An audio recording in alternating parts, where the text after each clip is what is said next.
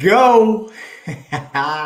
We, ladies and gentlemen, are live on a Wednesday, 12 o'clock here, Eastern Standard Time. And I don't know why I always feel compelled to give a weather report, but it's okay. Could be nicer. I'm actually going to the Yankees game tonight. Big game, playing the Astros. So I'm very excited. But I'm more excited for this session, okay? Just on sort of where we're at and what we've done up until this point to position us. Remember I said way back in session 1, trust the progression. Most of you have taken my word for it. And so now you're in a really good spot.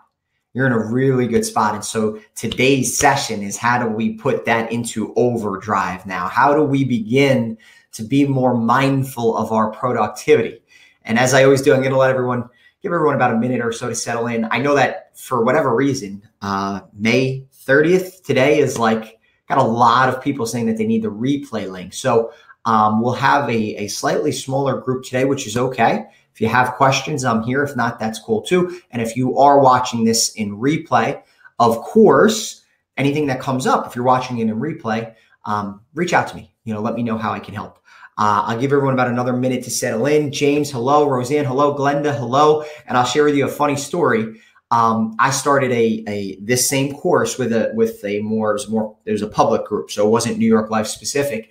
I started in early March and it ended in early May, so earlier this month. So at the end of every session, I give everyone the opportunity to ask questions and what have you. And someone said at the end of session 8, so after 8 sessions of sort of seeing me in this environment, they're like, "When are you going to decorate your office?" I just thought that was hysterical because it is. I mean, there's some stuff on this wall here, but it's a pretty depressing office right now. My wife and I just moved in this house October, November last year. So you would think by May I'd have the office put together. And it's amazing because the rest of the house is so immaculately decorated. And my wife killed it. And she left me responsible for this room. And I got the desk, right? I got the Wi-Fi. I got the desk. I got what I need to serve. And I've just let it fall by the wayside. But here's one thing that I will, in the essence of getting better and growth, one thing I will do is commit to you that by the time we start back up again in July, okay, so we have session 4 next week, then we're going to take about a month off so that you can apply everything, make sure everything works for you, my New York Life agents, focus on making a strong end of council year run. When we come back in July, we're going to have a nice bookshelf because I've got books galore. And we're going to have some things in this office. So that's my commitment to you. You can hold me accountable to it. Okay. With that said, hopefully the folks who are here, and we're going to get going. We're going to get started here. So without further ado, let's hit it. Let's see. Here we are. Beautiful. Okay. So Personal Accelerator Blueprint Session 3. Obviously, guys, I'm always going to continue at the risk of sort of belaboring the point. I'm going to always continue to encourage you to really commit to our time together. Really plug into our discussions and the sessions and the exercises each week because this stuff works, guys.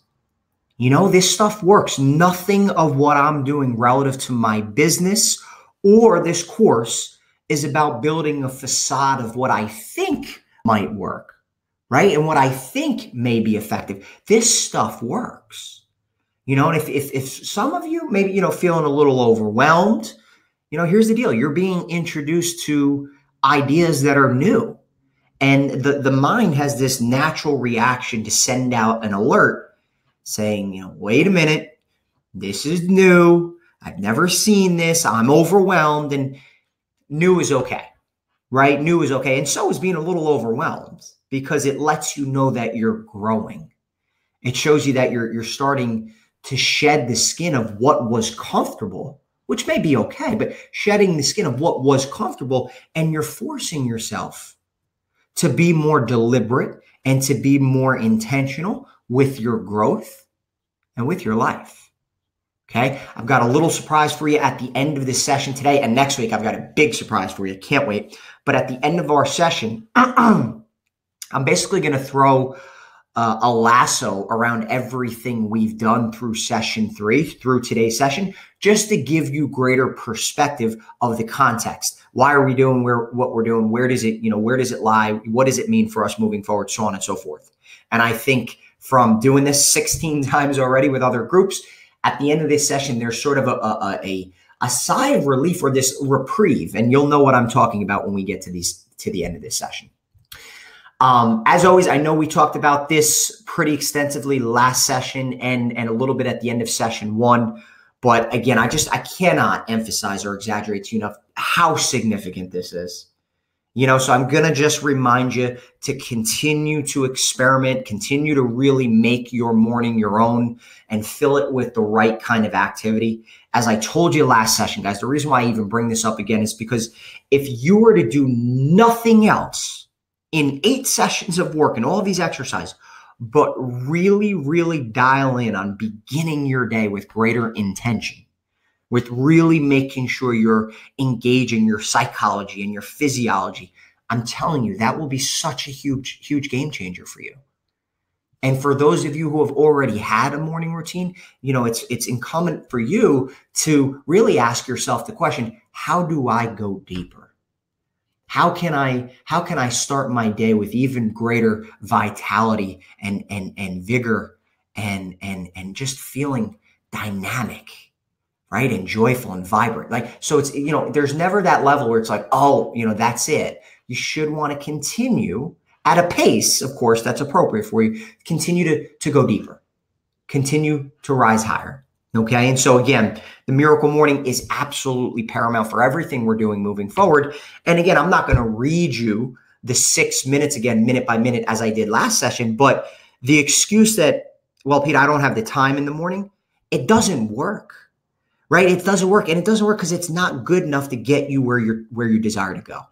So even if you have 5-6 minutes of intentional action and activity in the morning, it's going to change the trajectory of your day. So it's so super important. Now, last session 2, obviously we talked a whole lot about clarity. Okay. Session 2 was all about clarity. And, we talked about clarity being super significant for 2 major reasons. One was alignment.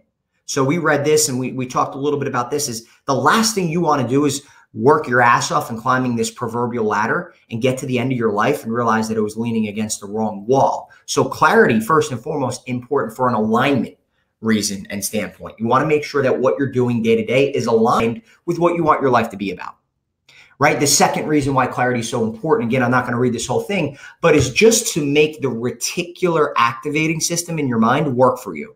In other words, if you are so clear on what it is that you want, your mind is going to proceed to match up on the outside. In other words, all the surroundings, all the circumstances, all the conversations, all the resources surrounding you, your mind's going to match that up with what you want most on the inside, which is your goal. So clarity is important, not only alignment, make sure we're in alignment with what we want our life to be about, but also it's going to change our day-to-day experience.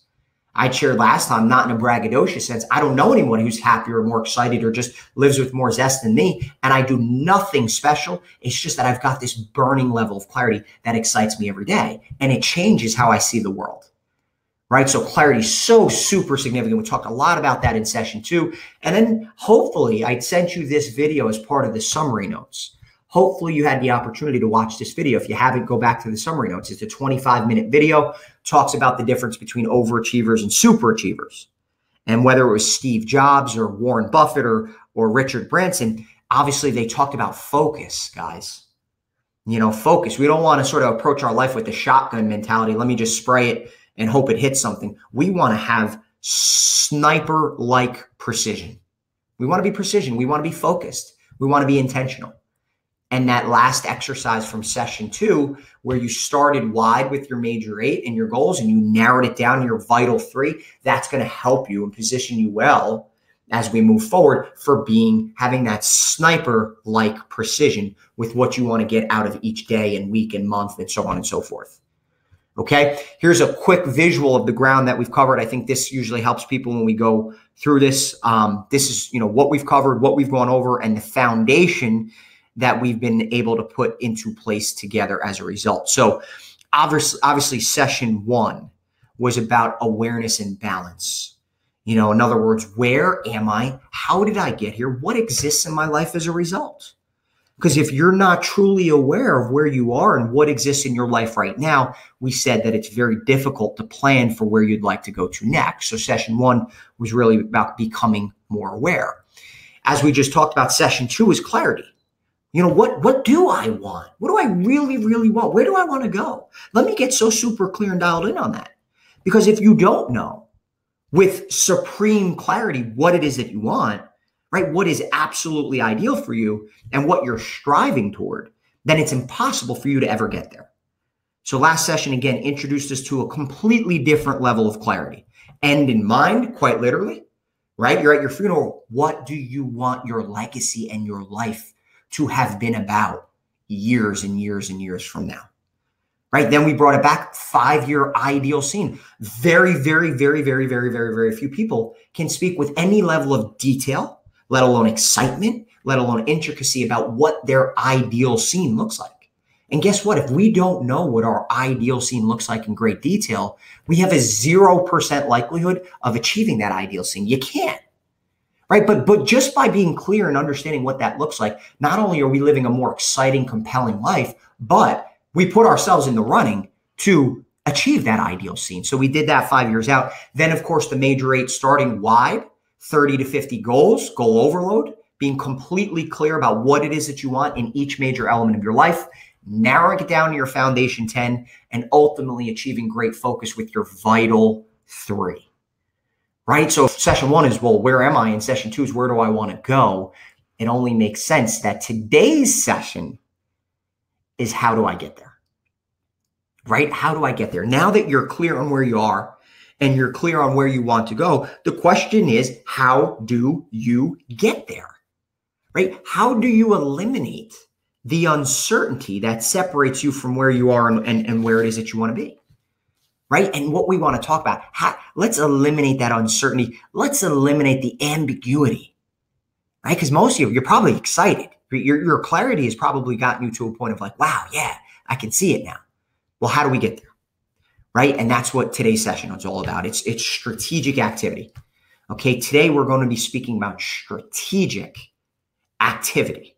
And we're going to continue to learn how to build this blueprint for you and this game plan for you. Right? One that's going to help you to continue to build major momentum toward your vital 3. Okay. One that is also sustainable. I don't want you to burn out after 14 days. Right? So major momentum toward the vital 3, sustainable, and one that just gets you downright exciting about what you're doing.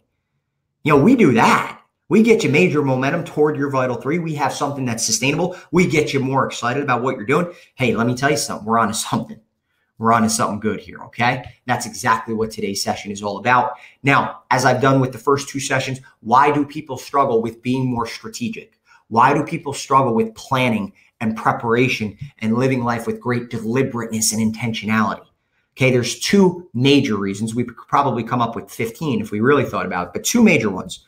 Number 1, frankly, they just don't know how, right? As important as this is, as important as strategic activity and being very intentional and deliberate, as important as that is to optimal and abundant living, it's not taught.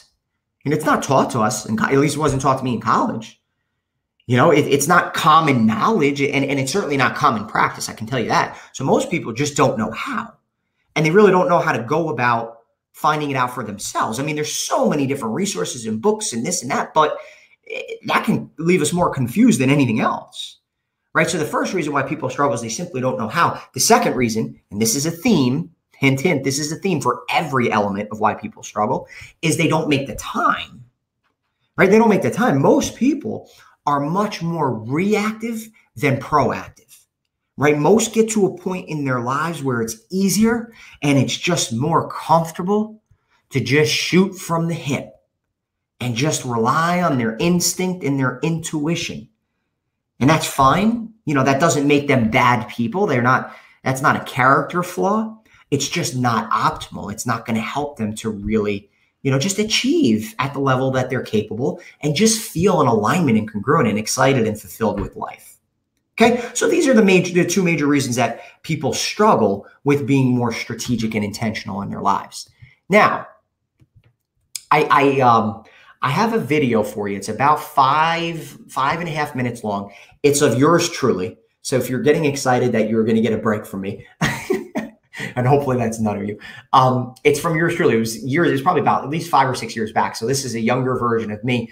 The reason why I want to share this video is it sets us up beautifully for the remainder of our session today. Okay. And it does it in a way that I think paints the right picture. It's relatively succinct. And again, it's going to set us up really well for our session and our discussion today.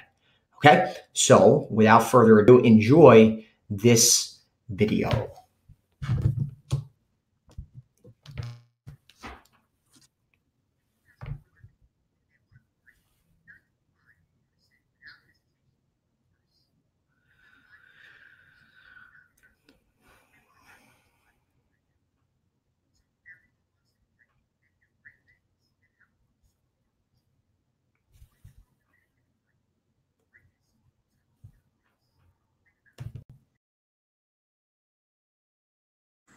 If you ask 100 people if they want to be great, 95 are going to say without hesitation, of course.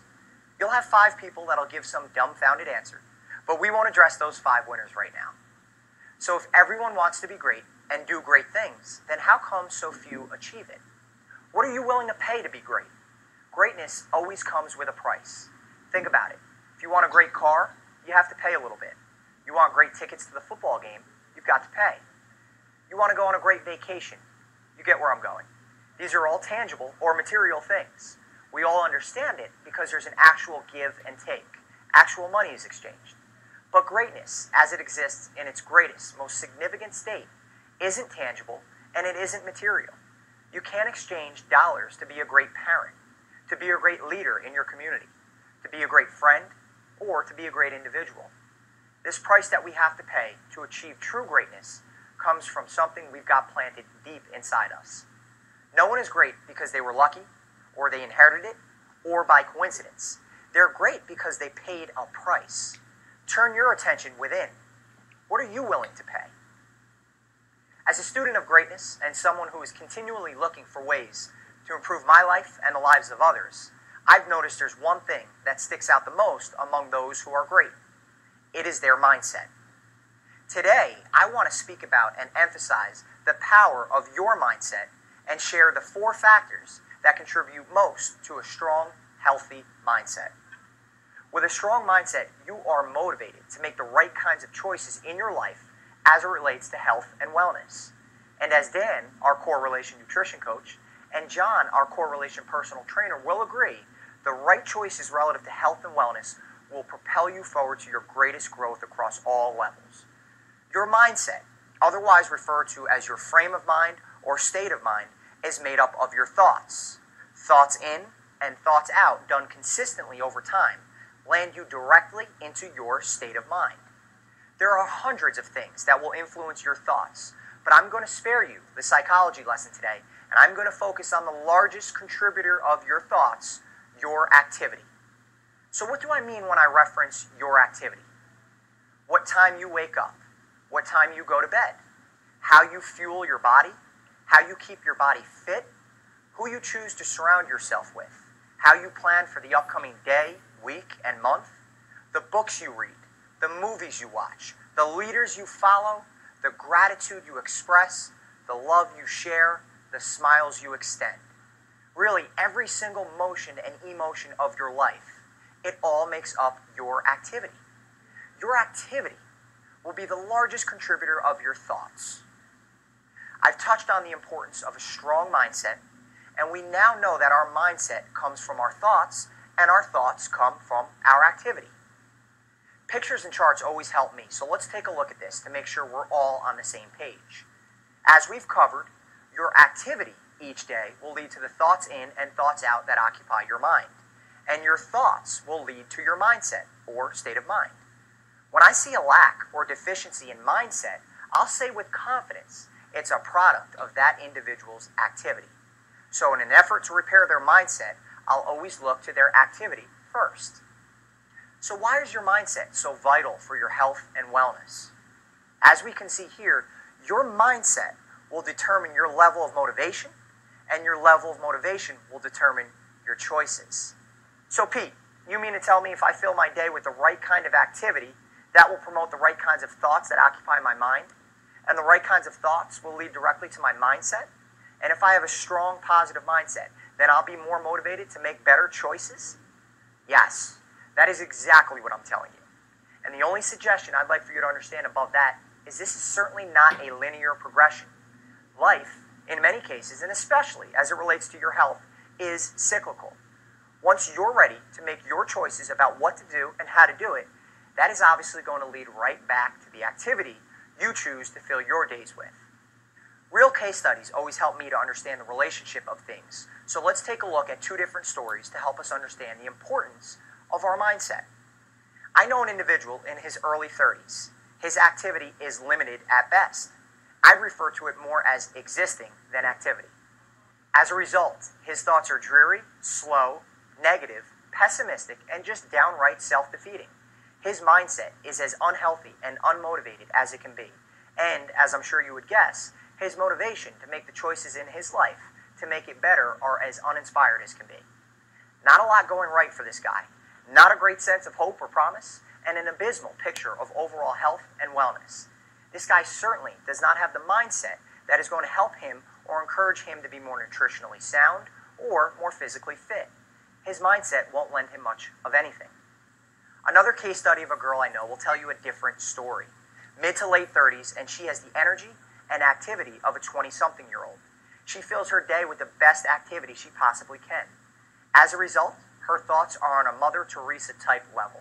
I mean, she just feels so positive and hooked on life that she wants to share it with everyone she comes across. Because her thoughts are so strong, her mindset is indomitable. And, as you'd guess, her mindset has her as motivated as ever to make the kinds of choices in her life to continue to foster happiness and fulfillment. Dissimilar to the guy I mentioned, she's a stellar example of overall health and wellness. She has a mindset that is going to make her want to be more nutritionally sound and more physically fit. Today, I want you to start taking the steps necessary to make your mindset indomitable. I want you to walk away with something tangible that will help you improve your mindset and consequently improve your life. So let's take what we've already discussed and let's focus on our activity to help us with our thoughts and our mindset.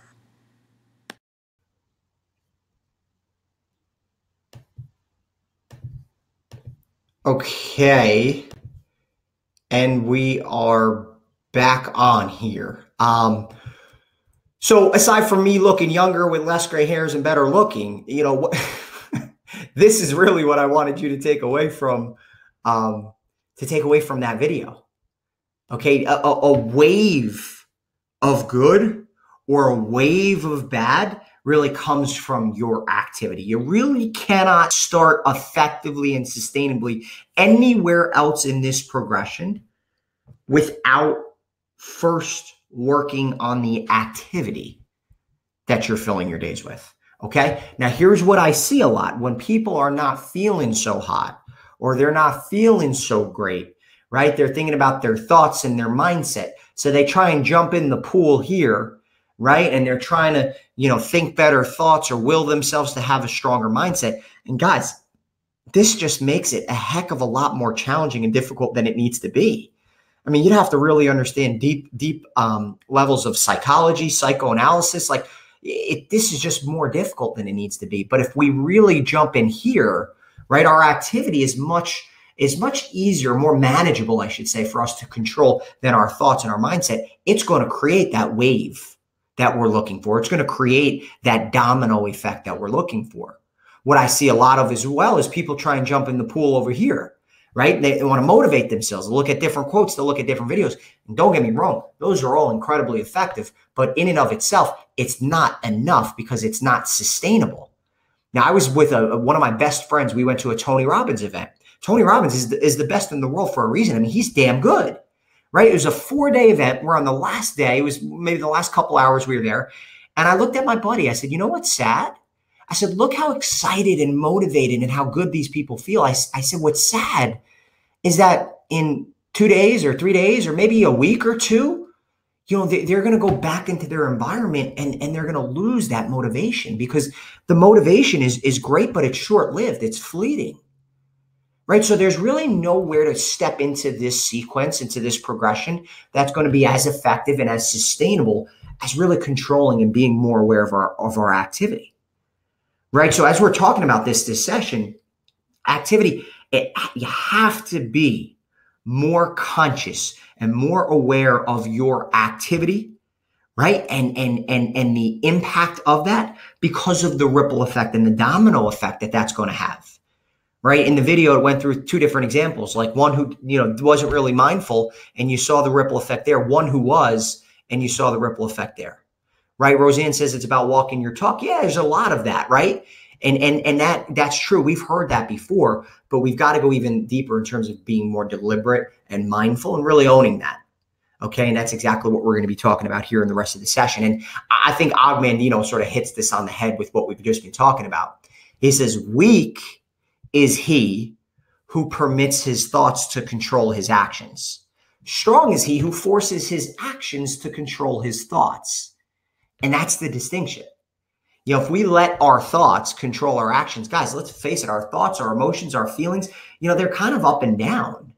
And so if we allow our actions to be controlled by our thoughts, we're going to have a very ebb and flow, up and down, high and low kind of lifestyle. Right? But strong is he who forces his actions to control his thoughts. That's what we're talking about here. Okay. And, with strategic activity specifically, what I want to do is discuss two different activity vehicles. Two this week. We'll talk about a couple more next week to round it out. But two activity vehicles that you can plug into, and that's going to increase your productivity and your progress tenfold. And it's going to allow you to do it immediately. And I think I told you in prior sessions, I'm not an immediacy guy. I'm not a shortcut kind of guy. I'm not a let's hack this and let's hack that. I'm about let's build it well so that when we make it, we can keep it. However, when I say, hey, your productivity will improve immediately, it will, because it's cause and effect, right? You plug into these two activity vehicles, you're going to notice an impact right away. And so not only are we talking about strategic activity today, but a lot of the things that I hear most from other people, like time management, structuring your day, structuring your schedule, organization, balance, optimizing your time, creating greater leverage, raising productivity. All of those things are really encapsulated by this session, and more specifically, these two activity vehicles that I'm going to share with you. Now, without speaking with each and every one of you individually, but more as a group, I know that you're all busy. That's one thing I know, right? You're all busy. And with all that you've got going on, the most important determinant of your success and your progress and your fate is going to be your ability to focus and to allocate your time, right? I know obligations and opportunities and distractions, they're in every text message, they're in every email, they're in every conversation. When you are able to tactfully navigate your time with focus and discipline, you'll be able to separate yourself from the rest who are stuck on go. When you are able to tactfully navigate your time with focus and discipline, you'll be able to separate yourself from the rest who are stuck on go. What does that mean? Your efficiency, your effectiveness, your proficiency, your ability to be very focused and execute is going to rise when you are really able to tactfully navigate your time. Okay, y'all just completed, that was, I guess, maybe 12 years of staying in Maryland and just loving the South, even though I know Maryland's not the deep South, but y'all just completed an incredibly important part of the program. Okay, you began with the end in mind, right? Then you visualized your ideal life, and then you jotted down goals across all facets of your life. And then from there, you narrowed it down, your foundation 10, and then obviously that provided more focus, and ultimately you ended up with your vital 3. So you've got the goals, you've got the vision, the excitement, I'm sure, is high. Well, now what? Right? Now what? I want to introduce you to an activity vehicle that, when committed to habit, will change your life. Okay? And I've experienced it and I've seen it. And so I can speak with confidence, it will change your life. And the activity vehicle is called 30 Sunday 10 p.m. Okay? 30 Sunday 10 p.m. The concept of this is simple. So I'm going to explain it to you conceptually first, and I think you'll agree. It's very simple. But the application of this is going to drive your results over the top. Right? All you've read and heard are books and speakers, myself included, talking about the importance of writing down your goals. All right, you've got them. Now what? You've written them down. Now what? Okay. Again, here's what I'm going to do, guys. I'm going to explain this conceptually first. So just pay attention and understand it conceptually. Then I'm going to show you what it looks like in action. Then I'm going to give you an actual example. Okay. So that we sort of understand it on 3 different levels. Okay. 30 represents the end of each month. Okay, 30 represents the end of each month. So before the start of the new month, what I do, and I have all of my clients do, is revisit your vital 3, because these are the 3 most significant priorities in your life right now. And write down 2, 3, maybe 4 monthly goals for each of your vital 3. Okay, now, seeing that these are monthly goals, they've got to be realistic to accomplish in a month's period of time, because that's what you have. You have a month. But they also have to be challenging enough to stretch your capacity for growth, right? These goals should be constructed in such a way so that when you close the book at the end of the month, assuming you've achieved them, you're going to feel darn good about yourself, and you're going to have made considerable progress toward your vital 3. Okay, so 30 represents the end of each month. Revisit your vital 3, write down 2, 3, maybe 4 specific monthly goals for each of them. And you want to find the sweet spot between being realistic and attainable within the month, but also is going to stretch your capacity for growth. Okay, pretty simple, right? Sunday represents the end of the week. So before the start of each week, what I do, and I have all of my clients do, is I have them revisit your vital 3, because these are the 3 most important priorities in your life, and write down 1 or 2 weekly goals for each of your vital 3. Right? Now, seeing that these are weekly goals, they have to be realistic and attainable in a week's period of time, because you only have the week, but also challenging enough to stretch your capacity for growth. Now, the weekly goals should be constructed in such a way that when you achieve them, you've made considerable progress toward your monthly goals. Okay? You all are a pretty intuitive bunch. You can probably guess where I'm going to next. 10 p.m. represents the end of each day. Now, whether that's 8 p.m. for you or 6 p.m. or midnight, doesn't matter. 10 p.m. represents the end of each day. So what I do, and I have all of my clients do, is before the start of the following day, not at the beginning of that day, before the start of the following day, take 2 to 3 minutes. Write down when your meetings are, when your calls are, when your appointments are, what time you have to pick up the kids, whatever your obligations are. In other words, the things that you absolutely have to do. So that from there, you can write down how you can plan your day around that to allow for optimal activity, right? So the daily activity should be designed in such a way so that when the day is done, you've made considerable progress toward your weekly goals. Okay? That's it, guys. That's the secret sauce. I mean, it's simplicity in action, but it's discipline, accountability, and focus in practice. Right? 30 Sunday, 10 p.m., assuming that you commit to it, will very quickly become a catalyst responsible for enormous momentum and progress and focus for you in your life. Okay, you've just now bear with me here, because I'm going to show you how this looks. You've just completed an exercise identifying your vital 3. These are the 3 most important priorities in your life. There's very, very few people who can tell you right now, hey, these are my vital 3. These are the 3 most important priorities in my life, right? The few people who do write down their top goals struggle to achieve them, because their goals eventually fall to the wayside, to the never-ending to-do list that sits in front of them every single day, right? They have nothing to ensure that the 3 most significant priorities in their lives remain on the front of their mental dashboard. That's so huge, guys. Like with what you just went through, vital 3, that's awesome. You're focused, you're excited about what you are committed to making progress toward. Now, we want to make sure that we have something that keep the 3 most important priorities in your life on the front of your mental dashboard on a monthly, on a weekly, and even on a daily basis. Now, 2 reactions I get from this inevitably. One is, Pete, what do you think? I'm a robot? You think I'm a machine? How much time do you think that I've got here? And if that at all was your reaction, I value that. And what I say to them is the same thing I'll say to you if you're feeling that way.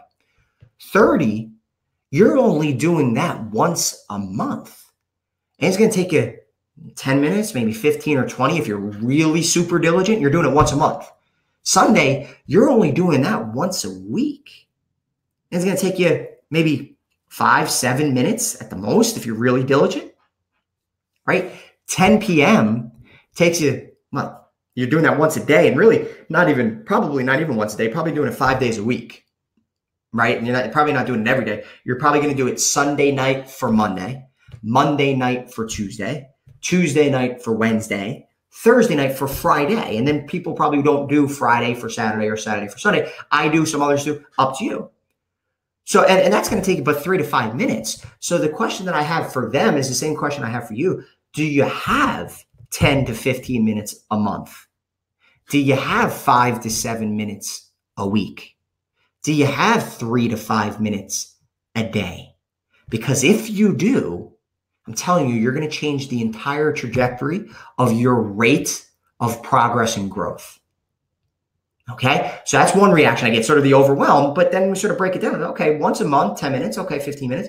Once a week, 5 minutes, 7 minutes. And once a day, 3. Yeah, I can do that. Okay, cool. The other thing that I hear is inevitably, I mean, listen, there's a reason why you've taken the strides to go through a program like this. You're probably already pretty diligent about your growth. You're probably already doing something that's comparable or similar. What I want you to do at least for the next 2 weeks is I want you to commit to this. Because this is sort of at a layer of focus and depth and clarity and priority that is likely not comparable to what you're doing. So I at least want you to experiment with this for the next 2 weeks. Okay? So I told you I was going to show you what it looks like. So if you would, on page 22, just hop out into your workbook on page 22, it's monthly goals.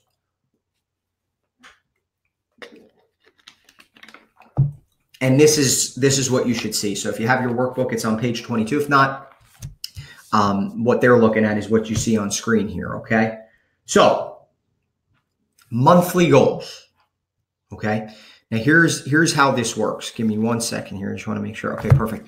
So here's how this works. Very simple, right? What I want to do right here is I want to write down what the month is. So this is perfect timing because we're right on the doorstep of June. Okay, so right here I want to write down June. And then these 3 spots here are for my vital 3. So if you can't fit the whole goal, in here, then maybe you have just a buzzword, right? That reminds you what goal it is. And then all you simply want to do, because these are the 3 most important priorities in your life, you want to say, hey, what is it that I want to set out to achieve this month within each of my vital 3? And then you just jot it down here. Now there's 5 slots, okay? The number of goals that you have for each is really going to be variable, and it depends on the size of these goals. If you've got 2 enormous goals, well, maybe the 2's enough. Maybe 1's enough, right? If you got really just 1 major focus that month, okay. If you've got 3 or 4 or 5 sort of smaller goals that you know is reasonable for you to achieve that month, then maybe you break it down like that. Okay. And then down here is just a place for, just in case you had something that didn't make it for your vital 3 that was specific to the month of June and you wanted to keep it as a reminder or just keep it fresh, or maybe you had something regarding your foundation 10, you've got some ancillary, you've got some supplemental space here to work with. Okay. So 30 Sunday, 10 p.m. This is the 30. Right? Before the month begins, coming to our vital 3 and determining what is most important for each. Now, the Sunday and the 10 p.m. component of this, 30 Sunday, 10 p.m. So the weekly and daily component is on the same worksheet, and it's on page 23. And there's a very specific reason. There's actually a couple reasons why I've chosen to do this on the same worksheet, and I'll share it with you in just a minute. But first, I want to explain how this works. The way that you want to approach this sheet is from the top right down. Okay, so for instance, if I was doing this tonight, I would write Thursday, May 31st, because I'm setting up my day. I'm setting up tomorrow, right? So you start here, you write the day for the next day. You write the date for the next day. Then on Sunday, I'm going to have already established and gotten very clear on what my weekly goals are for each of my vital three. Now, a great place for me to start with this is obviously right here, right? I'm going to revisit what my top monthly priorities are. And I'm basically going to ask myself, hey, what's realistic for me to commit to this week so I can continue moving this forward? Okay, so I put the date here. On Sunday, I'll establish the weekly goals. Then inevitably, you're going to have things that you have to get done as a husband, as a wife, as a mother, as a father, just that are outside of your vital three. So I've left space for you here to identify things that you need to get done that day that are outside of your vital three. Where the magic happens, guys, is this right here. So when I'm filling this out tonight, I'm going to identify and write in when are my obligations. So just to make this really simple, and I'll show you what this looks like in just a minute, let's say from 6 a.m. to 9 a.m. I'm doing my miracle morning. And then at 12 o'clock, I've got a lunch with Rachel, right? And then at 3 o'clock, I've got a call with Joe. And then at 6 o'clock, I've got dinner. So what I've done is I've written in my obligations, the things that I absolutely have to do. Now, where this really becomes valuable is I'll be able to see from 9 to 12, okay, I've got obligations here, before it and after it, but from 9 to 12 is white space. It's my discretionary time to really determine what I want to do with that. So what I'm going to do, guys, is I'm going to train my eyes as I'm piecing together my day the night before. I'm going to train my eyes to look here first, because these are my top goals for the week in each of my most important three priorities. So I want to look here first and ask myself, hey, is there anything that I can do? 9 to 12, boom, yup, cool, done. Then I'll drop down to here and say, okay, is there things that I need to get done today that I can get done in that window? Boom, I'll fill the window. Now, 12 to 1, I know I've got that lunch, right, with Rachel. And then from 1 to 3, I also know that I've got white space. So again, I'm going to train my eyes to look here first and see what I can do to actually build out that optimal schedule for the day. Okay, to build out that optimal schedule for the day. So what I want to do is I want to walk you through sort of what this looks like. Okay, and just to give you an example, my vital three a couple years ago, I wanted my company to get to the point where it was 100% mobile. So I didn't want to be tied to a location or a market. I wanted to be able to travel and really run my company from wherever. RAP is Relationship Action Plan. So I'll speak about that more in session 6, but I wanted to be a little bit more strategic and deliberate with my top relationships. And then best health of my life, that was comprehensive. That was holistic. So not only physically, but nutritionally and emotionally and spiritually and mentally, I wanted to get in the best health of my life. So I share with you these because I want to show you an example of what this 30 Sunday 10 p.m. may look like. Okay. So again, this would have been at the end of December. So I would have written January because that's the upcoming month. Here's my vital three that we just went over: 100% mobile, RAP, and best health. Now here, okay, so the goal is 100% mobile. So the question is, what can I do this month that's realistic and attainable, but would also help me to make considerable progress toward the achievement of my vital three? So I say, hey, if I have a Skype session with each of my one-on-one clients so that they see we don't have to do all of our sessions in person, we can do a Skype session and not miss a beat. If I do that with all of my one-on-one clients, that'll be a huge step. Okay, if I'm going to be 100% mobile, I've got to have a pretty good home base, if you will. I've got to complete those website revisions. Okay, and these are just examples, guys, right? And then I say complete the blueprint of my marketing sequence. So again, if I'm going to be mobile, I've got to make sure that I'm buttoned up with my marketing. Okay, so with my relationship action plan, I said, hey, I want to spend an entire Saturday with my nephews this month. Just the three of us, my two nephews and me. I want to reach out to my mastermind group outside of our meeting once a week. So my mastermind group and I, we meet once a week. This was basically, hey, I want to reach out to each of them outside of that meeting, one-on-one, and just, continue to further and build that relationship out. And then complete the legendary client service standard operating procedures. So I've got a goal to make sure that each client that I work with feels legendary client service. So here, clearly, I wanted to identify what the SOPs of that was. Okay. Again, and then the last one for my best health, I say, hey, I want to complete my current workout plan and start on my next one. And I want to finish the book that I'm reading currently and read 2 more. So boom, guys, here's the sweet spot. Is this realistic and manageable for me to achieve within a month's period of time? It absolutely is. Okay. And assuming that I achieve these, how am I going to feel at the end of the month? I'm going to feel damn good. I'm going to have made a lot of progress toward the achievement of my vital 3. Boom. That's the sweet spot. Okay. That's the sweet spot. Now with this, guys, there is no right or wrong. Okay. As with anything, you're going to develop a feel for it the more that you do it.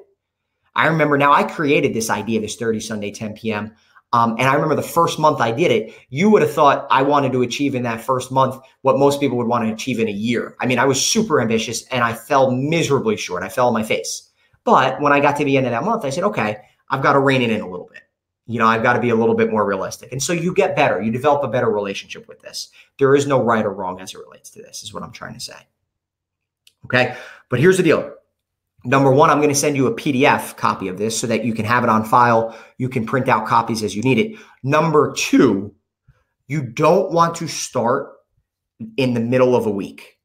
So this week is perfect. Okay, let me look at the calendar real quick. So Friday is June 1st. So common perception would be, okay, well, I've got to do this Thursday night then. So for June 1st, absolutely not. You always want to do this on a Saturday or Sunday so that you don't feel rushed. I mean, if you're doing it in the middle of the week, inevitably you're going to feel a time crunch. You're going to feel a little bit rushed. You always want to do it on a Saturday or Sunday. So for instance, for me, this particular month, I knew that I was going to do my planning for June this Sunday, June 3rd. Right? Because I want to have full weeks. I don't want to have a month where I'm starting in the middle of the week. So my June, really, as it relates to my June goals, really starts June 4th. And that's why Sunday, June 3rd, I'm going to establish my June goals. Okay? If I'm looking, let's look at the calendar of May. Let's look at the calendar of April. So April 30th was a Monday. That means May 1st was a Tuesday. I don't want to do my monthly goals for May on a Monday night. So what I did is I ended up doing my monthly goals on that Sunday, April 29th. Okay. So if that doesn't make sense, let me know. That just the idea with that, guys, is you don't want to do it in the middle of the week because you're going to shortchange yourself on sort of the focus and the deliberateness. And also for our planning purposes, it makes it easier when you have full weeks. So you always start at a Saturday or Sunday. If the first is on like a Wednesday, then you make the decision whether you want to do it on the Sunday prior or the Sunday after the first, right? Depending on, do you want a 5-week month that following month or do you want a 4-week month, right? Does that make sense? So let me come on real quick because I feel like this may be getting, I think it's straightforward, but so let's just say the first is on a Wednesday, okay? I'm not going to do my planning Tuesday night. I'm going to either do it that Sunday before, okay, which would mean I would have an extra, it would be 5 full weeks in that next month. Or I want to do it the Sunday after, which would mean I would have 4 full weeks for that upcoming month. Okay, and the way that I gauge that, if the first is right around the weekend, then it makes it a clear and obvious choice of when you want to do it. But if the first is kind of on like the Tuesday, Wednesday, Thursday, I'll look at the current month and I'll look at the next month. If I'm having maybe a great month or I've got a lot of big goals and I'm locked in, I may want to stretch that current month out. If I'm not hitting my marks as well as I'd like, okay, and I'm ready for sort of like a restart or a refresh, revamp, kind of come back to the drawing board for my monthly goals to kind of rejuvenate and get back plugged in, then maybe I'll do it on the earlier Sunday so that next month, now I've got a longer month there, okay? Whether or not that makes sense in terms of like what Sunday, the one prior or the one after, is not as important. It's just make sure that you're doing it on a weekend so you have full weeks. Okay. And if that doesn't make sense, let me know. I'm happy to try and say it in a different way that would make it a little clearer for you. Okay. Okay. So this is the 30 component, right? 30. Now this is the Sunday 10 p.m. component. I told you before why I wanted you to do both on the same sheet. There's 2 reasons. Number one, I don't need you having sheets everywhere, right? You don't need them. You have one monthly sheet. I want to pin it up, post it up somewhere that it's going to be somewhere where you can see it. Maybe you make a copy. You've got one at home, one in your office, whatever it is. But you have that one monthly sheet, right? This is the monthly sheet. Then you just have this sheet. You don't need sheets flying every which way. That's one reason. The more important reason why I did this is because you're probably thinking to yourself, well, Pete, because this is a daily, I'm going to have to rewrite my goals like each night. Like, why? Absolutely.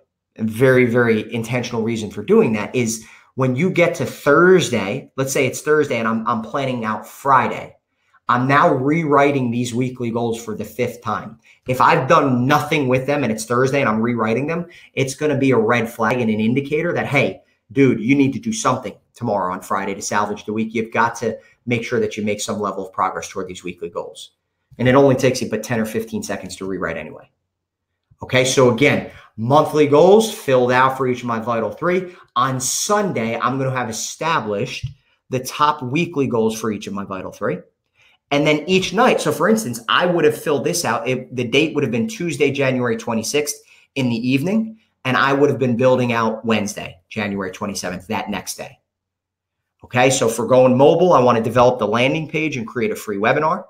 For the end of month inventory, for going mobile with my business, develop a landing page, create a free webinar. That's what I determined was important that week. For my relationships, right? Remember, that was the second of my Vital 3. For my relationships, I want to do an end of month inventory with Kathleen. So it's the end of the month. Kathleen's my wife. I want to do an end of month inventory.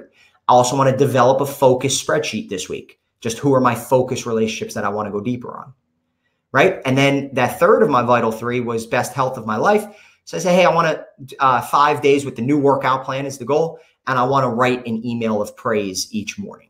Okay. So these I would have established on Sunday. Then there are things that I have to get done that day that fall outside of that. Like I need to assemble a content doc. I got to schedule the dentist appointment. Got to send the registration for PAB. I got to send a thank you note to Pam. Now, here's where the gold is in this vehicle. Okay. I mean, it's really throughout, but this in particular. Let's just say this is the morning routine. It takes me to 9. Then I've got lunch with Mark at 12. Then I've got a call with Jessica at 3:30. Then I've got dinner with 6. So first and foremost, I'm writing in my obligations. Now I see, okay, 9 to 12, I've got white space, so to speak. I've got time at my discretion. I'm going to train my eyes to look here first, because these are the top goals, the top weekly goals for each of my Vital 3, which are the 3 most important priorities in my life. And so I'll say, hey, can I develop the landing page? No, I need some help with that. Can't do that.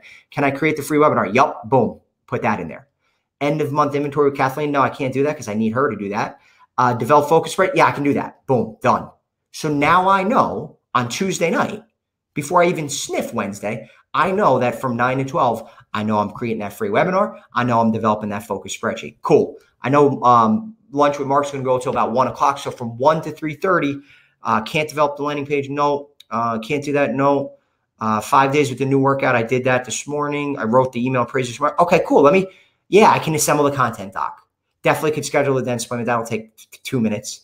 Send the registration for PAB. Yup, I'll do that. And I'll say, okay, cool. Right here, I can knock out this. Awesome. I'll build that in. Right? And same deal. Guys, here's the deal.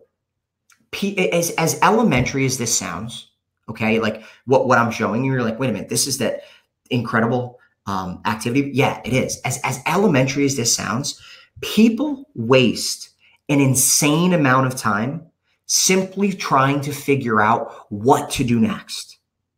Right? They waste so much time just simply trying to figure out what to do next. Most people, like when they reach that 1 o'clock, they're like, what should I do now? Like, I know I got to do, well, you know what? Let me just jump out on Facebook real quick. Let me just check my inbox real quick. Let me just jump out on this website real quick. And then 45 minutes, an hour later has passed. You're on 6 or 7 different websites later. You've checked your inbox twice. You've gone on Facebook twice, and you haven't done anything. Right? People waste an insane amount of time just trying to figure out what to do next.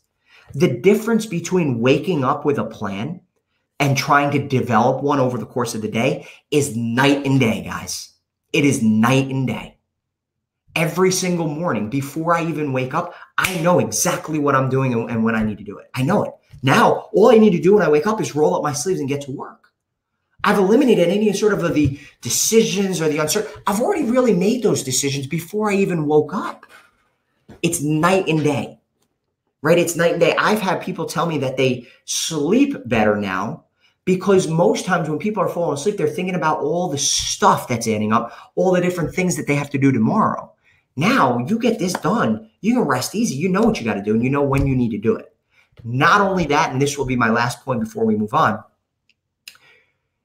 the likelihood of you having an optimal day is 0% if you do not identify what an optimal day looks like. So think about this. If your days become your weeks, become your months, become your years, become your life, the likelihood of you having an optimal day is 0% unless you clearly define what does that optimal day look like.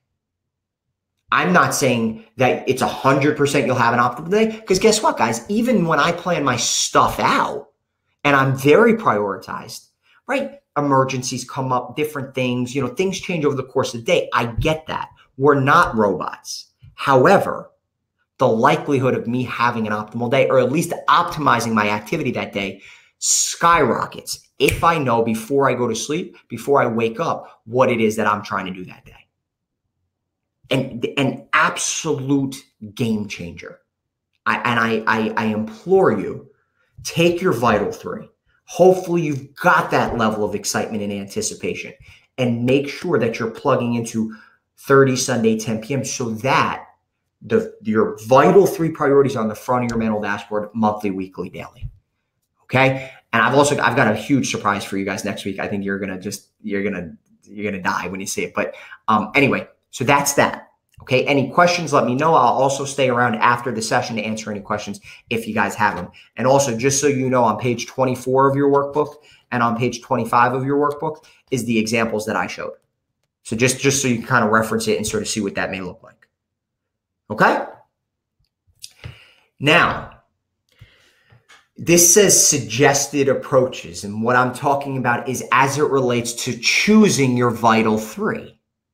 You're going to say, Pete, well, why didn't you give us these suggested approaches last week before we chose our Vital 3? And the reason is I wanted you to put your best foot forward before I introduced you to 30 Sunday 10 p.m. and before I gave you these suggested approaches. I wanted you to put your best foot forward and establish what you felt like was your Vital 3. And if you need to change them after today's session, that's totally fine. But I want to give you 2 suggested approaches as it relates to selecting and choosing what your Vital 3 should be. The first approach is something that I call an umbrella goal. Okay. And what I mean by an umbrella goal is it's a slightly broader, less specific goal. The significance with an umbrella goal is it gives you more creative autonomy before the month begins. What do I mean by creative autonomy? Well, let's just say you're deciding between 2 goals for the last one of your Vital 3. One of which is to write gratitude every morning. The other of which is, hey, I want to get my company to the point where it's 100% mobile.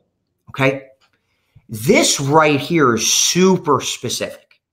And while we're told over and over and over again, the acronym SMART, you want to have very specific and measurable and that's all fine and dandy.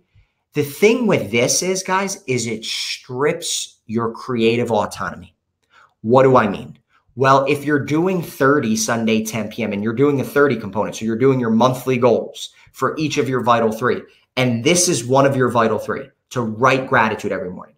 Okay.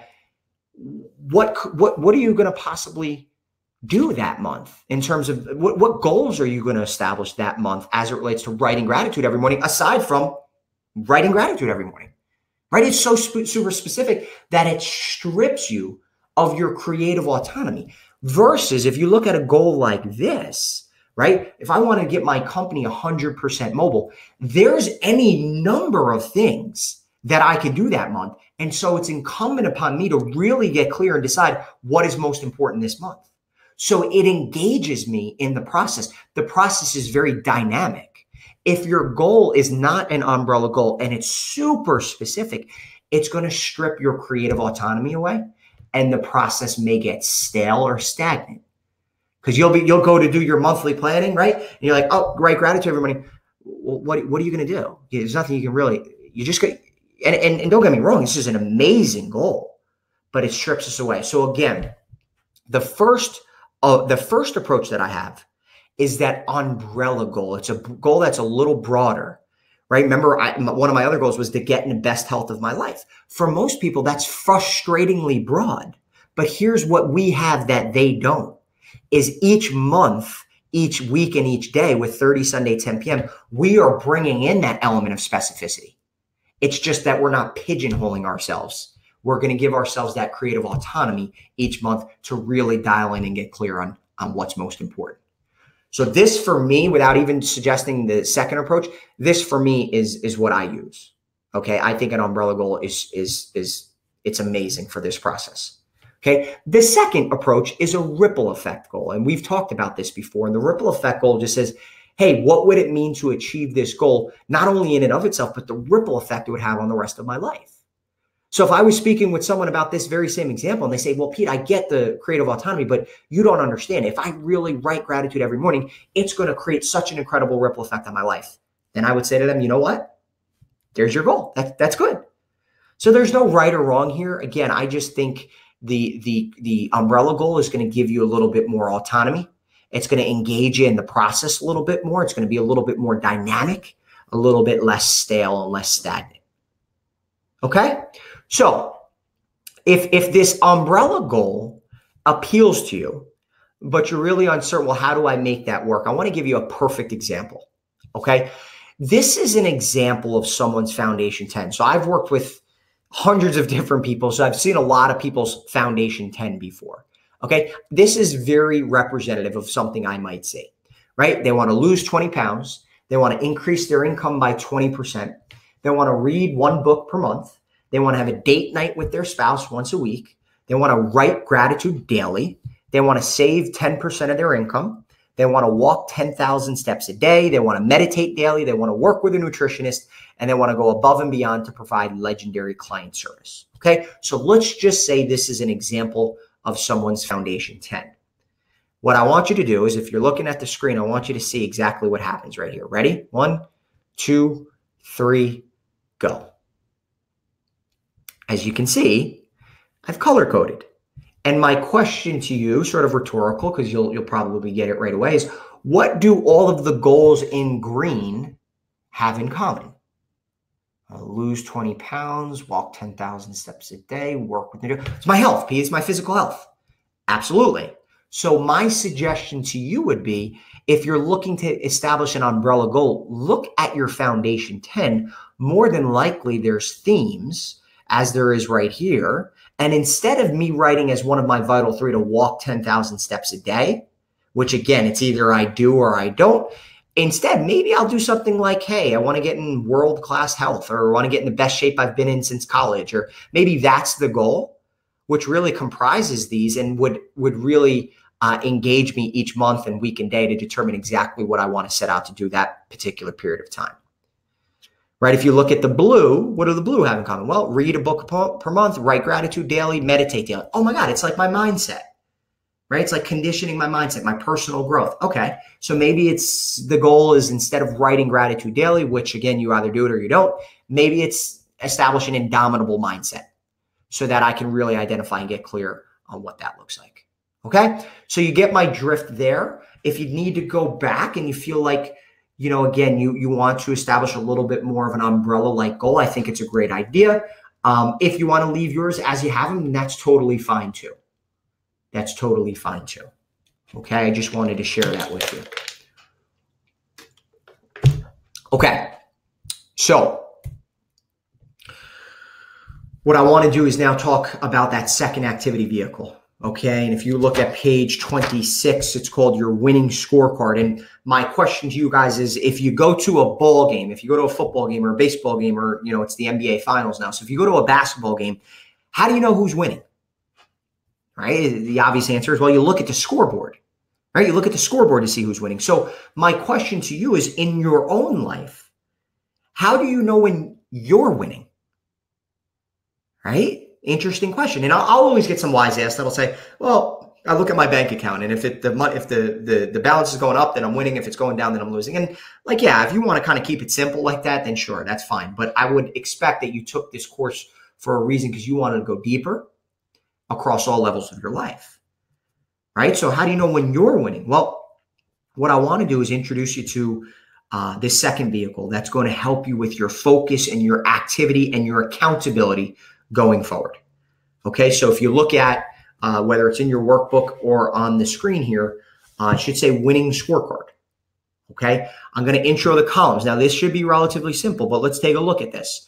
You want to fill out 2 columns before the week begins. Okay, the first column you want to fill out is this column here. It's activity or behavior or habit.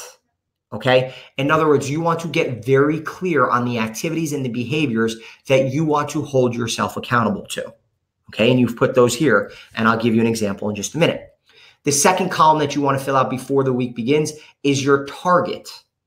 Okay, so in other words, you're basically asking yourself, well, how many times do I want to do this activity this week? You put that here. So before the week begins, again, if these were my vital 3, just to remind you, just to give you an example, business, 100% mobile, relationship action plan, and the best health of my life, then this may be representative of what my winning scorecard may look like. Right? Working out 6 times a week, spiritual reflection, affirmation 6 times a week, gratitude 6 times a week, meditating 4 times a week, reading not 150 times, but 150 pages, date night once a week, emails of praise 10, schedule meetings and calls 15, content program idea development 22 hours, that's hours spent on content program and idea development, and reaching out to my mastermind group. Again, there's 3 guys in the group. I want to reach out to them once each. And what's significant about this, guys, is you want to make sure that your activity and your behaviors speak specifically, first and foremost, to your vital 3. So if you look at this one here, the best health of my life, well, that's working out. That's the spiritual reflection, affirmations, the gratitude, the meditating, the reading, right? That's all that.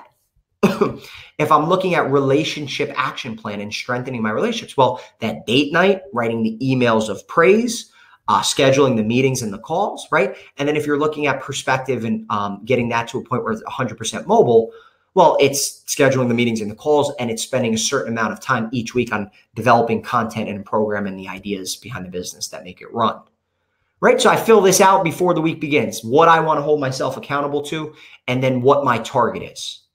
Okay, what I want to commit to that week. Then, over the course of the week, you simply want to keep score, right? So it may look something like this. Now, this may look a little overwhelming. If you can, for just a moment, block out Tuesday through Sunday. Let's just say it's Monday. So Monday night, it's going to take me 10 seconds. I'm going to say, did I work out? Yep, worked out. Yep, did this. Yep. Hey, I read 30 pages today. Cool. Date night. No, we're going to do that on Friday. So I didn't do it. Did I send out emails of prayer? Yes, I sent out 2. I scheduled 3 meetings and calls, content. I spent 3 hours, and I reached out to one of my guys. Boom. So at the end of the month, this takes 10 seconds. Boom. Just keeping score. Same thing Tuesday, same thing Wednesday. You do that through Sunday, and here's the deal. Now you tally it up. So what was my score? Well, 1, 2, 3, 4, 5. My target was 6 for working out. My score was 5. Did I hit? No. Right? Spiritual reflection and affirmations. I actually did it every day. My target was 6. I hit 7. Did I hit? I absolutely did. So on and so forth.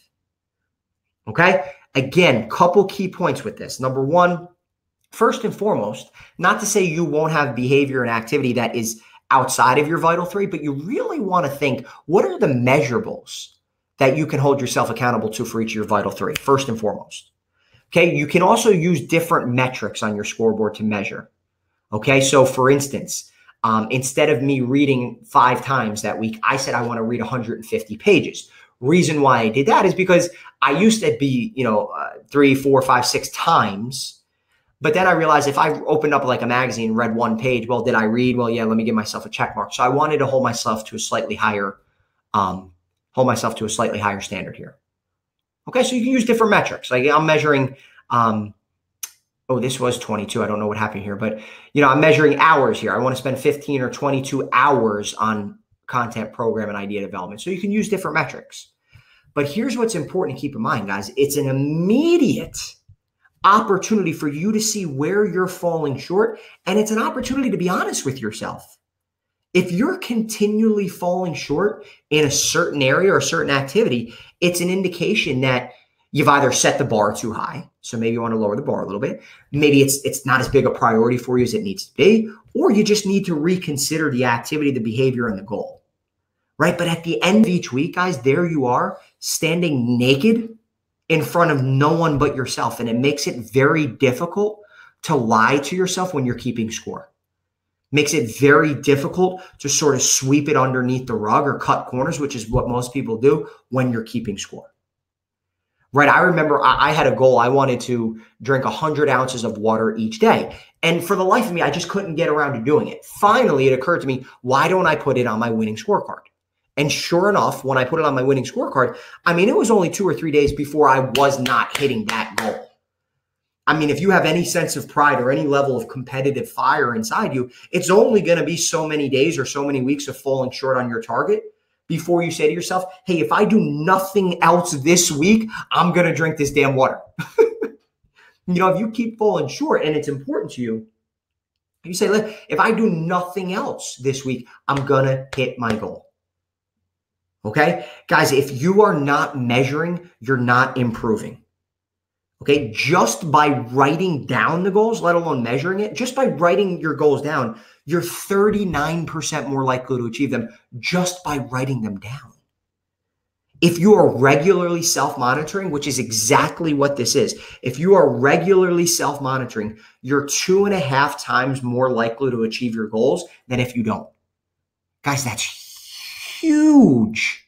Like, those are the simple tweaks and distinctions that I'm talking to you about that we cannot just hear and let it go in one ear and out the other. We've got to make it work for us. If you are regularly self-monitoring, you're 2.5 times more likely to achieve your goals than if you don't. This is regularly self-monitoring.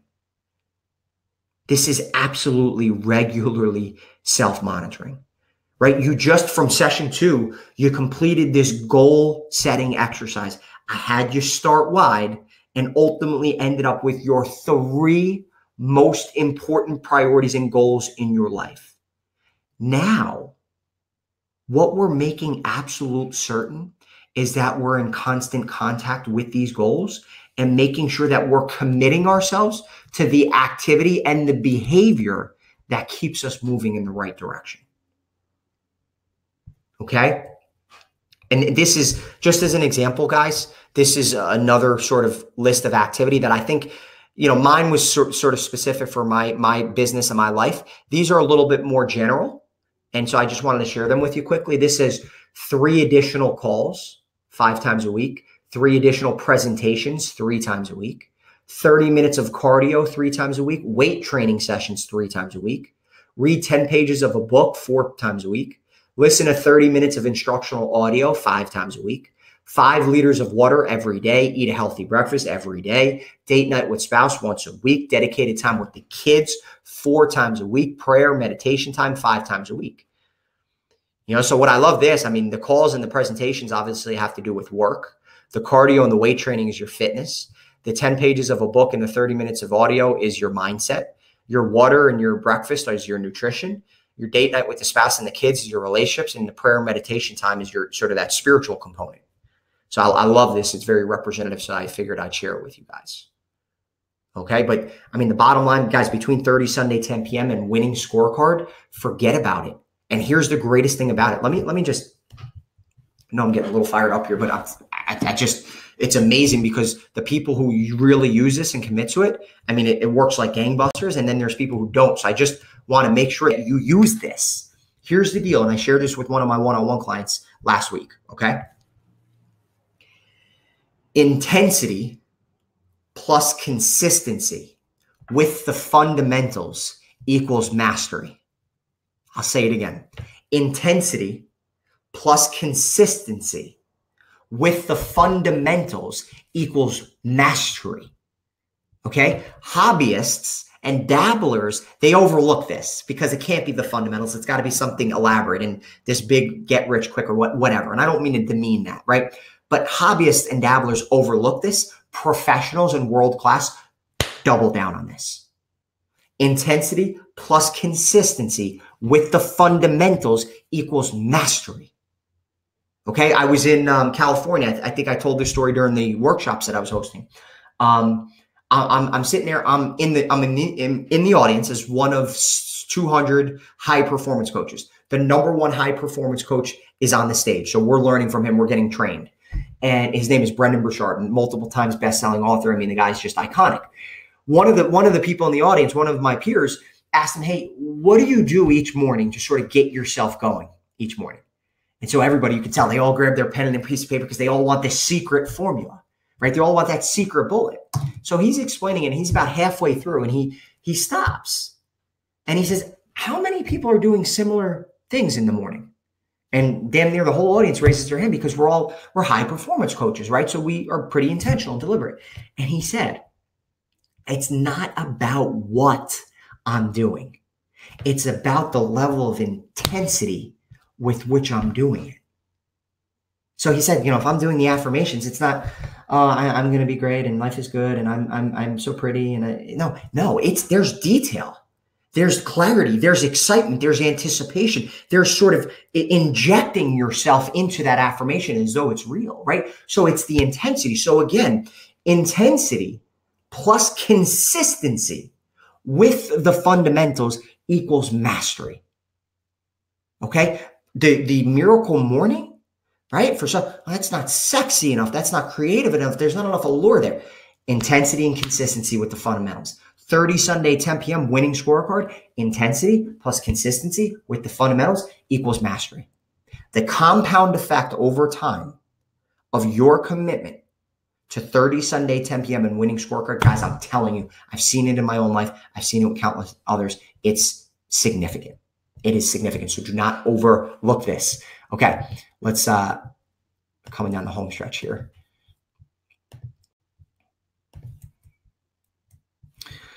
Great book here, and I think it's a good sort of just quick summation and synopsis on the significance of what we just talked about with the scorecard.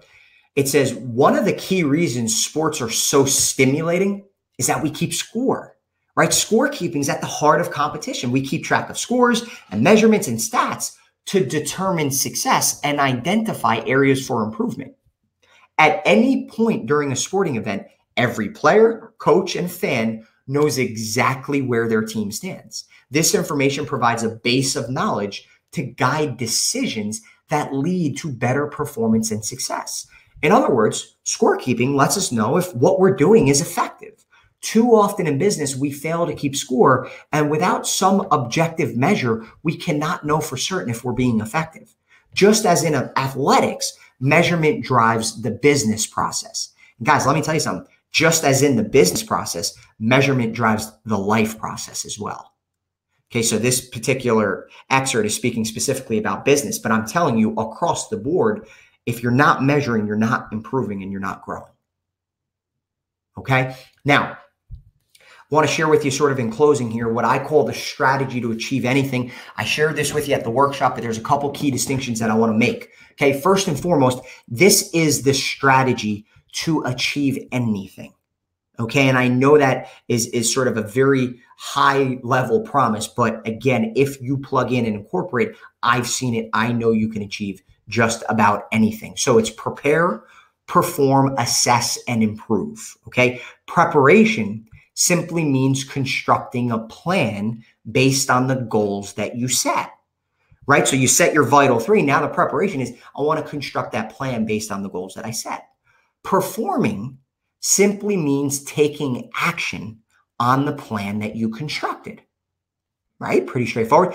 Assessing simply means evaluating your performance. How did I do? What were my wins? What am I doing well? What were my losses? Where am I falling short? Where am I not hitting the mark? Improving simply means making modifications so that you are better equipped. The reason why this is so powerful, guys, is 98% of the world spends their entire lives in this bubble right here.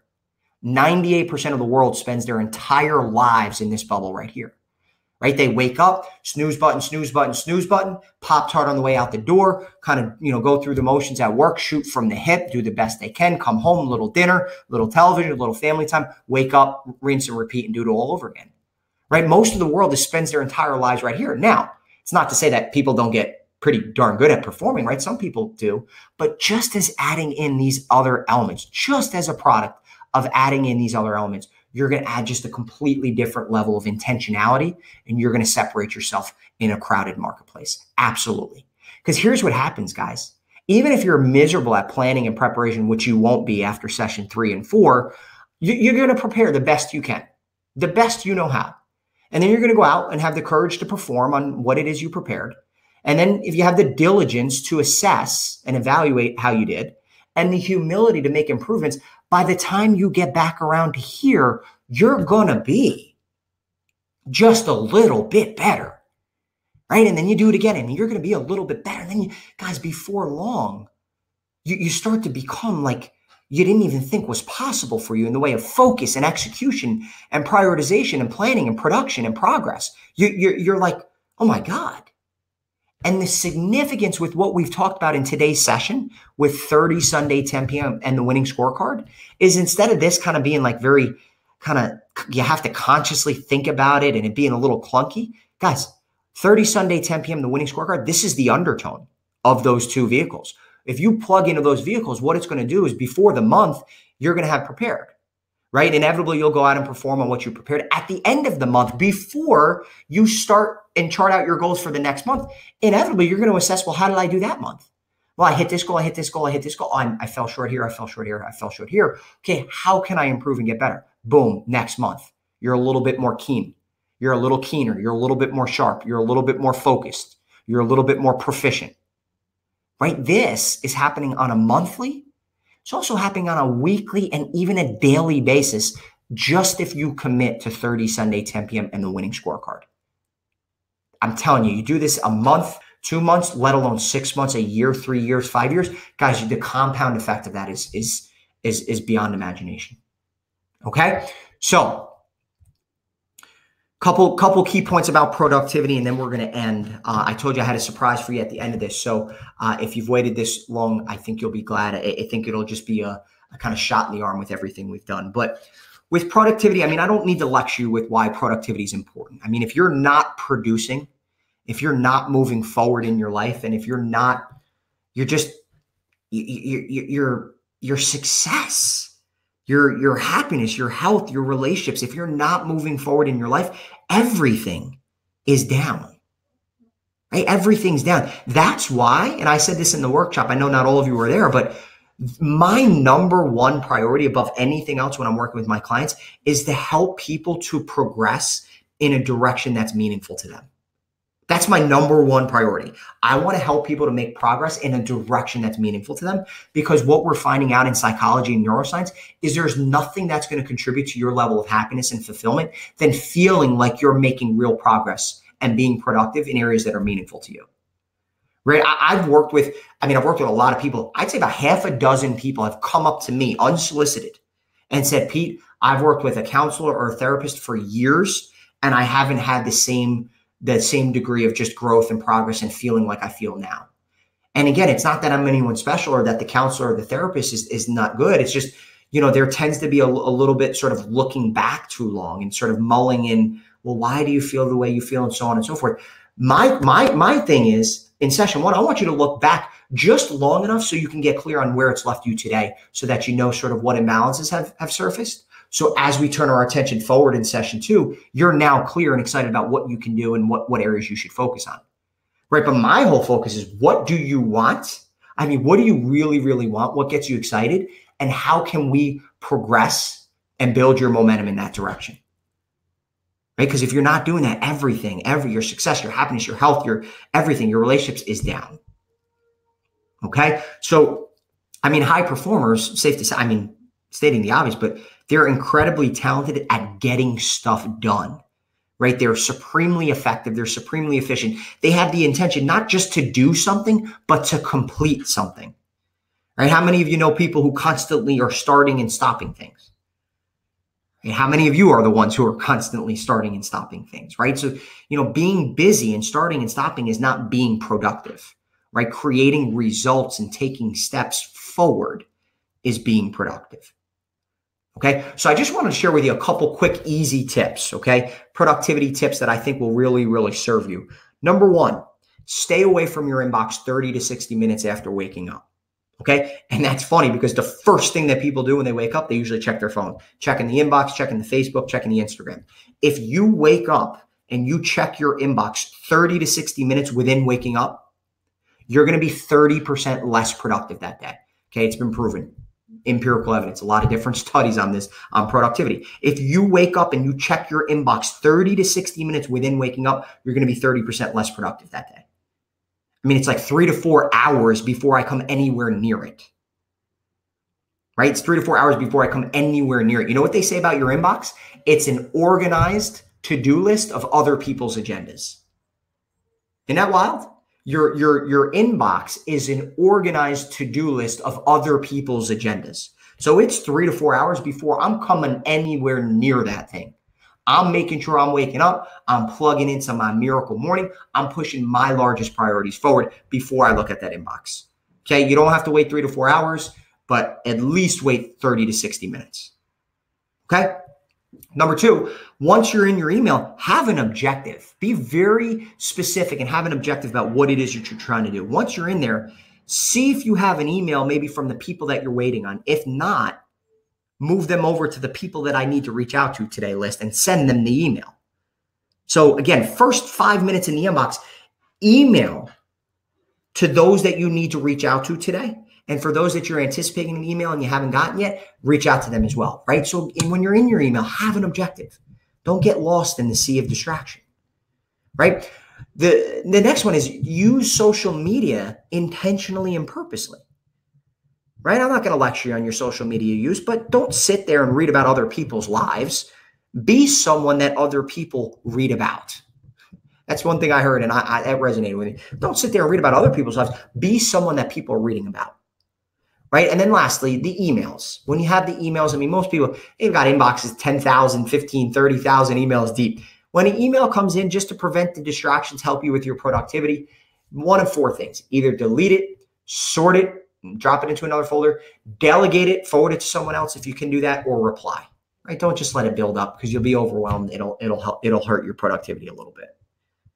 Okay, guys, most of us, the reason why I just share these quick tips as it relates to your time and managing your inbox and stuff like that is most of us are giving away hours and hours of our days at the expense of our dreams. And I just don't want to see you doing that. Right? Most of us are giving away hours and hours of our days at the expense of our dreams.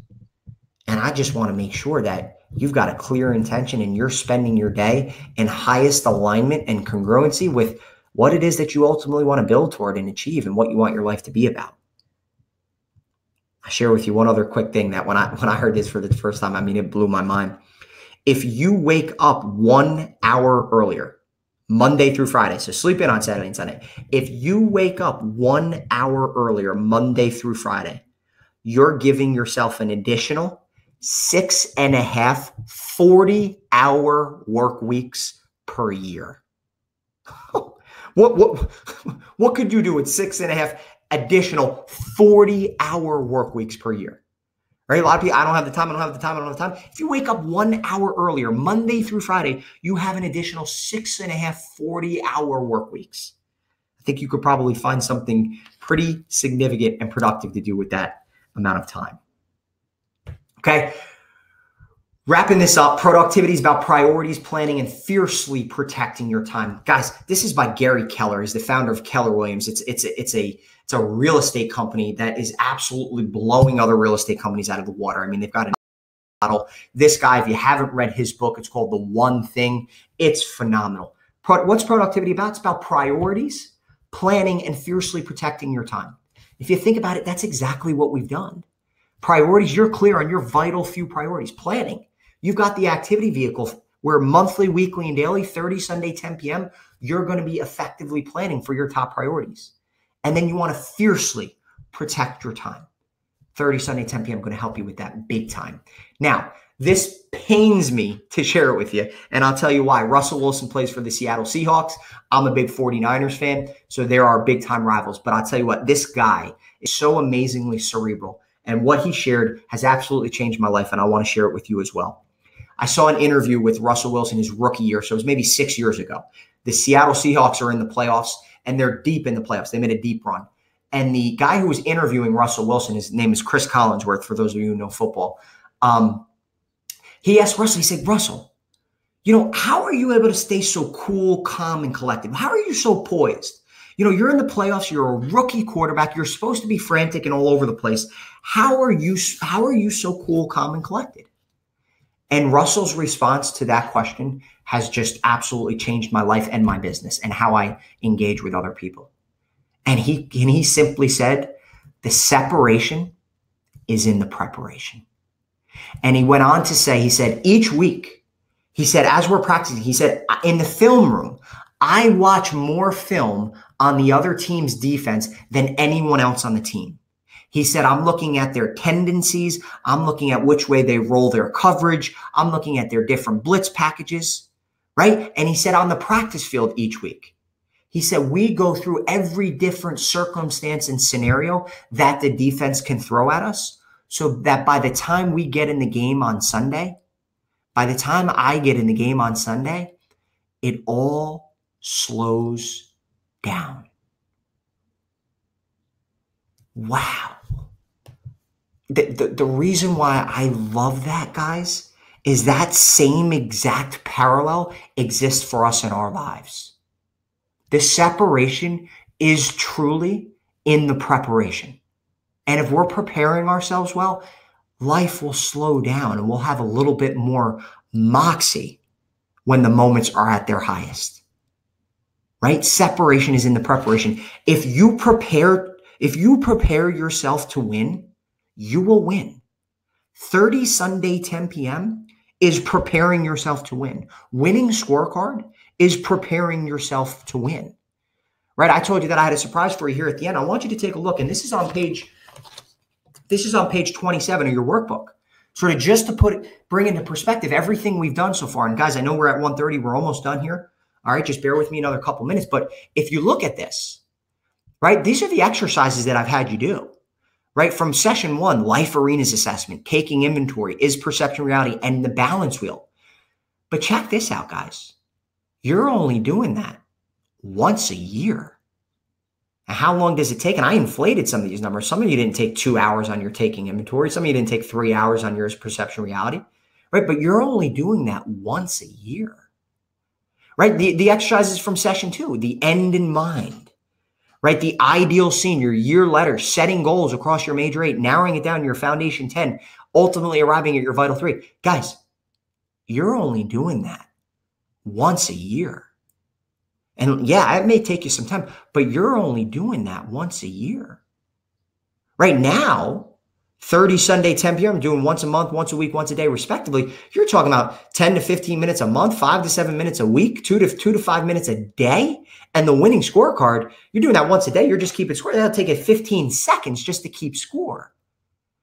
So the sort of sigh of relief or reprieve that I get at this point of the course is, if you've been overwhelmed, rightfully so, you've been doing a lot of work.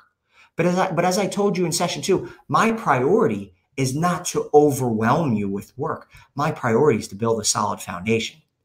And that's exactly what we've done. So moving forward, there's not going to be nearly as much quote unquote homework, but it's incumbent upon you to really plug in to the activity vehicles, to your miracle morning. Right? So the question I ask other people is, hey, listen, do you have 9 hours and 30 minutes a year? Do you have 10 minutes a month, 5 minutes a week, and 3 minutes a day? Because if you do, if you've done what we've covered so far diligently and you continue to moving forward, you are going to have positioned yourself incredibly well to change the entire trajectory of this year and really your life. Okay? In closing, this is the thing that I hear more than anything else from the people that I work with. Pete, I want to have the best year ever this year. Pete, I want you to help me to have my best year ever. Right? And what I say to them is, well, that's easy, right? I know if you're going to have your best year ever, you got to string together a few great months first, right? And when I say that to them, they're sort of frustrated with me because they're looking for, kind of that secret bullet or that secret answer. And after they're done kind of moving past their frustration, they look at me and say, okay, well, how do I do that? And I tell them, well, I said, if you're going to string together a few great months, then you've got to string together a few great weeks first, right? I mean, you can't have a few great months without stringing together a few great weeks first. And for some of the people I'm sharing that with, the frustration rises a little bit more, right? For some, the frustration lessens, and for others, they start to get where I'm going, right? I go on to explain, listen, the way that we put together a string of a few great weeks, it starts with a few great days. And the way we string together a few great days is to string together a few great moments. Guys, your year is right here in this moment. And it's the choices and it's the discipline you exude, right? It's a few great choices in your life that start right now. And most people don't like that. You know, when the year starts, everyone's excited, right? The newness is exciting. Everyone thinks this is the year. This is the year. But what they don't realize is that it begins right now, in this moment, with their choices. 30 Sunday, 10 p.m. and the winning scorecard give you that opportunity to stay focused each month, each week, each day, and the ability to keep score, right? And it also gives you the opportunity for you to really identify, am I winning? Right? Am I winning? Guys, this is as real as it gets. This is as real as it gets. So again, I know I get sort of really into some of these sessions, but I just know what they're going to do for you and the impact that they're going to have. So again, session 3, obviously we talked about strategic activity. How do we begin really progressing and raising our level of productivity toward your vital 3 specifically? Okay, for next time, okay, I want you to complete the 30. So I want you to complete your June goals this weekend. I want you to establish your vital 3 and complete your June goals for each of your vital 3. Right? I also want you to start with your Sunday. So this Sunday, I want you to identify what are your weekly goals, right? Begin using the 10 p.m., that daily activity sheet. So right here is just 30 Sunday, 10 p.m. Then the winning scorecard at the very least, because I really want you to commit to the 30 Sunday, 10 p.m. and really getting used to that. At the very least, though, just identify your activity. What activity and behaviors would you hold yourself accountable to? And which ones do you want to regularly self-monitor and measure? Okay. And then just continue with your miracle morning. Guys, this right here, major. Intensity plus consistency with the fundamentals equals mastery. Okay, 30 Sunday, 10 p.m., winning scorecard, miracle morning. That's it. That's all that I want you to do. Our last session before break is session 4. I've got a monster session plan for you. I'm going to I tell you, it's going to be an amazing session, number 1. Number 2, I've got a surprise for you, a big one. Okay, you're going to love it. It's going to be amazing. And I'm just excited. Then we're going to have the month of June to really double down on everything that we've established so far so that we're not continuing to charge forward and learning new things before you really feel like you've got a good grasp on what we've already covered and learned. Okay, that is all that I have. Of course, guys, I am yours. I'm here. If you have any questions, I'm happy to answer any questions that you have. If anything comes up or surfaces after this session or you're watching this on replay, by all means, email me, reach out to me, let me know that I can help. Look out for those summary notes. I'm also going to send you the PDFs of 30 Sunday, 10 p.m. and the winning scorecard. And again, I got a major surprise for you next week, so do not miss it. Session 4 is going to be fire. That's all that I got, guys. I love you. I'm here for you. I'm going to stay. But if you are good, I'm good. And I'll see you next session, session 4. Woo! I'm here for you. I think there's only a handful of you on, maybe 6 of you, 6 or 7. So we've got to drive some. We got to make sure that I know for some people, the middle of the day is a challenge and it's difficult. But if you can block out that time once a week for another 4 or 5 sessions, it's absolutely worth it. So we got to see if we can get some more people here live. Any questions that you have? I'm here. I'm here.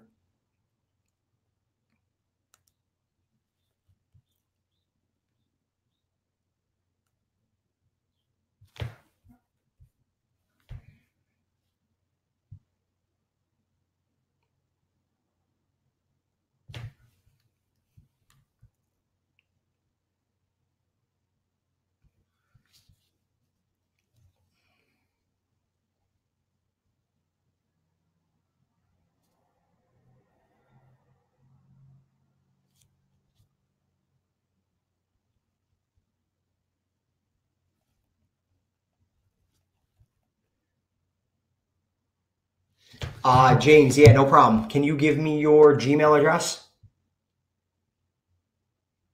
I know that Jason says, any other books that I recommend? Absolutely. So what I would do is just sort of stay in kind of cadence or sequence with this course, making sure you're going deep on the exercises. And I'm going to be referencing different books and resources over the course of it. So by the end of this experience together, you'll have a nice little book list. I also have a PDF built out of the book, the title, the author, and a quick description of all amazing books that I've read that I would recommend. So you'll have a full PDF of that. I will send it to you after session 5. In the interim, just the books that we've covered already, going deep on those, I think would help you tremendously. Great question, Jason. I'll have those perfect for you in a beautiful PDF. James, yeah, I'm going to enter in your Gmail now so we have that. I'm going to just replace your New York Life email with this. If that's cool, let me know.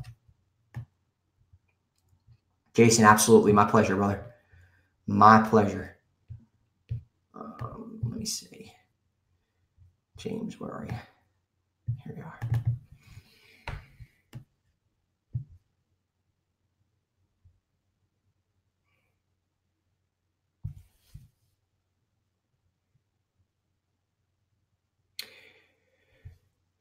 James, I'm probably butchering your last name, but james.ataya@gmail.com. You are now in. So that's where I'll start sending all the summary notes, replay links, the registration links, and all that stuff.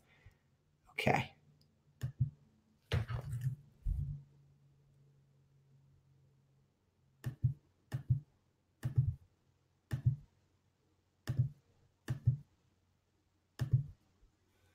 Perfect. Okay, James, you're welcome. My pleasure.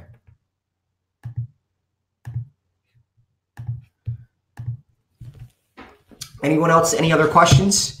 Anything I can help with before we jump? If not, I'm going to wish you well. Have a great week. It's the start of a new month. We're going to have an opportunity to go deep and get clear on what we want to do for our Vital 3.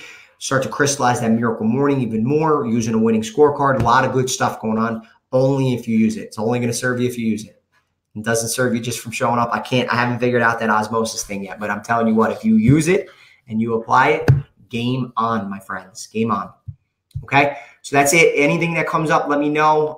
Email me if there's any questions. Obviously happy to help. If not, that's it. I'll see you next week. Same place, same time. Session 4 next week. I love you guys. Have a great week. Ciao.